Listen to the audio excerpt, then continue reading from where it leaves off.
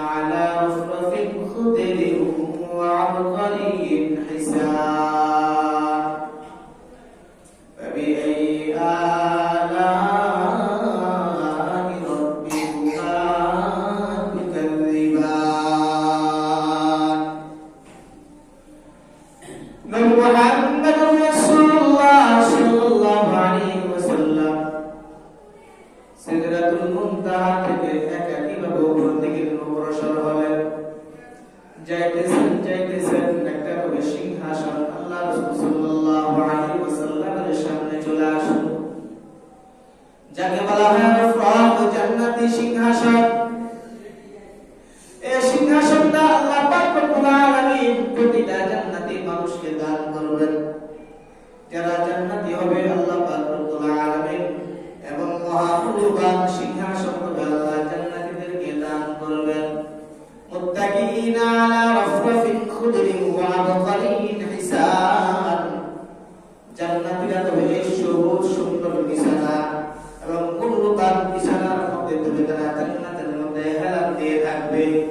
প্রতিটি জান্নাতি মানুষের জন্য আল্লাহ পাক রব্বুল আলামিন রফরফের মতন এত উত্তম বিছানা প্রত্যেকের জন্য আল্লাহ প্রস্তুত করে রেখেছেন। আল্লাহ রাসূল সাল্লাল্লাহু আলাইহি ওয়াসাল্লাম রফরফের মধ্যে বসলেন। রফরফের মধ্যে বসার পর রফরফ আরো দূর থেকে অগ্রসর হওয়া শুরু করলো। যাইতেছেন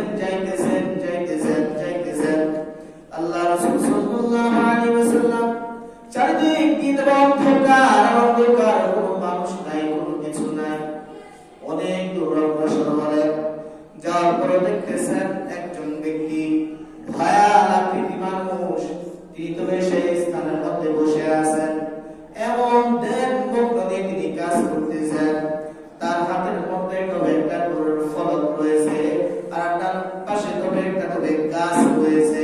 আল্লাহ রাসূল সাল্লাল্লাহু আলাইহি ওয়াসাল্লাম ওই ব্যক্তির কাছে গেলেন, যাওয়ার পরে তাকে সালাম দিলেন, আসসালামু আলাইকুম। তিনি সালামের উত্তর দিলেন না, অর্থাৎ মনোবলে মাথা নাড়াইলেন। তিনি এত ব্যস্ত আল্লাহ রাসূল সাল্লাল্লাহু আলাইহি ওয়াসাল্লামের সালামের উত্তর দেওয়ার কোনো সময় নাই। আল্লাহ রাসূল সাল্লাল্লাহু আলাইহি ওয়াসাল্লাম তাকে সালাম দিলেন, তিনি সালামের উত্তর দিলেন, মাথা নাড়িয়ে নিলেন। কি বুঝে জানি কিছুক্ষণ পর চেহারা ফেরাইলেন। আল্লাহ রাসূল সাল্লাল্লাহু আলাইহি ওয়াসাল্লাম তাকে দেখে ভয় পেয়ে গেলেন। এবং বিশাল ভয়াবহ আকৃতির মানুষ, তিনি কোনো সময় দেখেন না। তাকে দেখার পর আল্লাহ রাসূল সাল্লাল্লাহু আলাইহি ওয়াসাল্লাম ভয় পেয়ে গেলেন। আল্লাহ রাসূল সাল্লাল্লাহু আলাইহি ওয়াসাল্লামকে যখন দেখলেন, তিনি তবে আল্লাহ রাসূলকে সান্ত্বনা দিলেন, ইয়া রাসূলুল্লাহ, ইয়া হাবিবাল্লাহ, আপনার মিরাজ যাত্রা শুভ হোক, আপনার উম্মতের জন্য কল্যাণকর হোক। আমি হলাম আজরাইল, আল্লাহ পাক রব্বুল আলামিনের পক্ষ থেকে প্রেরিত একজন তবে ফেরেশতা। আমার কাজ হলো মানুষের জান কবজ করা। আল্লাহ পাক রব্বুল আলামিনের পক্ষ থেকে আমার দায়িত্ব হলো মানুষের জানগুলো কবজ করা। যখন আল্লাহ রাসূল সাল্লাল্লাহু আলাইহি ওয়াসাল্লামের সাথে হযরত আজরাইল আলাইহিস সালাম সুন্দর আচরণ করলেন, ভালো ব্যবহার করলেন, সুন্দর করে কথা বললেন, আল্লাহ রাসূল সাল্লাল্লাহু আলাইহি ওয়াসাল্লামের দিলের মধ্যে যে ভয়টা ছিল সেই ভয়টা তবে কেটে গেল।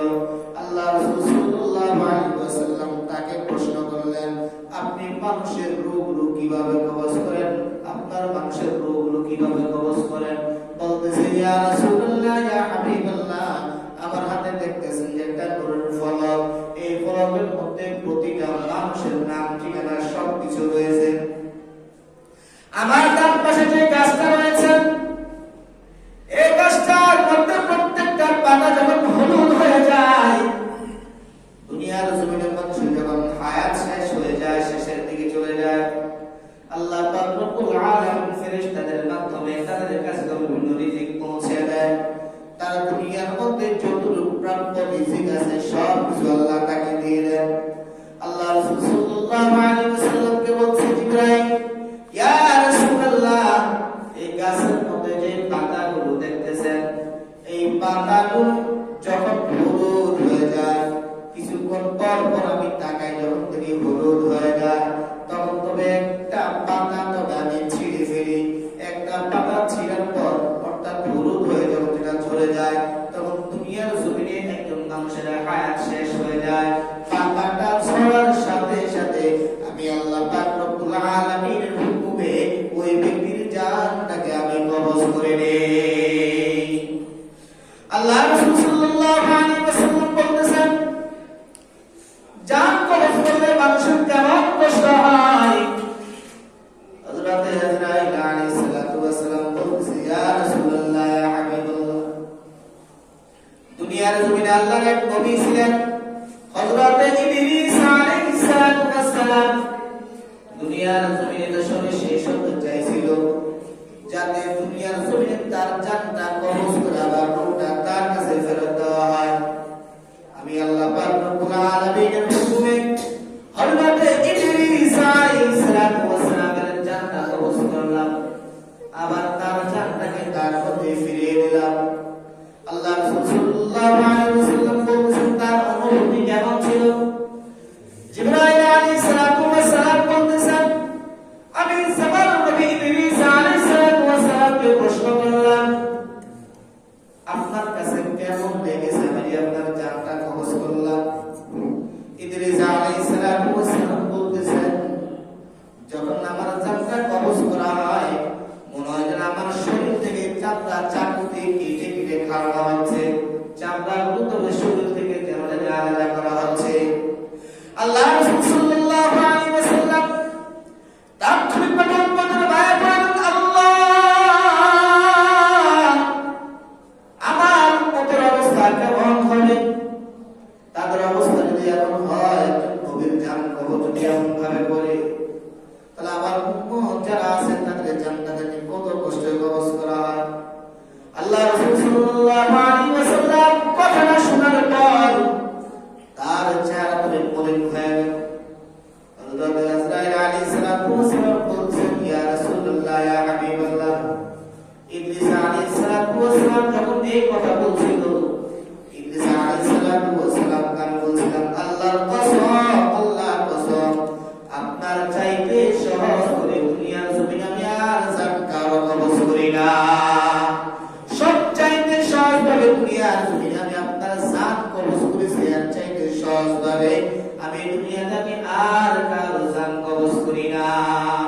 আল্লাহ রাসূল সাল্লাল্লাহু আলাইহি ওয়াসাল্লাম চিন্তিত হলেন, হায় হায়, যদি একজন নবীর জানটাকে এমন ভাবে কবজ করা হয় তাহলে আমার উম্মত যারা আছে, যারা গুনাহগার উম্মত, তাদের কি অবস্থা হবে? তাদের কি হালত হবে?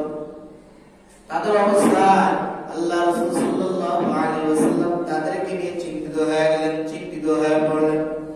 আল্লাহ রাসূল সাল্লাল্লাহু আলাইহি ওয়াসাল্লামকে হযরত আজরাইল আলাইহিস সালাতু ওয়াস সালাম বলতেছেন, ইয়া রাসূলুল্লাহ, ইয়া হাবিবাল্লাহ, আপনার উম্মতের মধ্যে যারা নেককার, যারা মুমিন, যারা মুসলমান, যারা নেককার, আল্লাহর প্রতি ঈমান এনেছে, মুমিন হয়ে যারা কবরের মধ্যে আসবে, যারা মুমিন নেককার জান্নাতি মানুষ, আমি তাদেরকে এমন ভাবে জান কবজ করব যেমন ভাবে ছোট বাচ্চা মায়ের কোলে দুধ খাইতে খাইতে ঘুমিয়ে যায়, তাদের জানটা তবে এইভাবে আমি কবজ করব, তাদের জানটা আমি এইভাবে কবজ করব।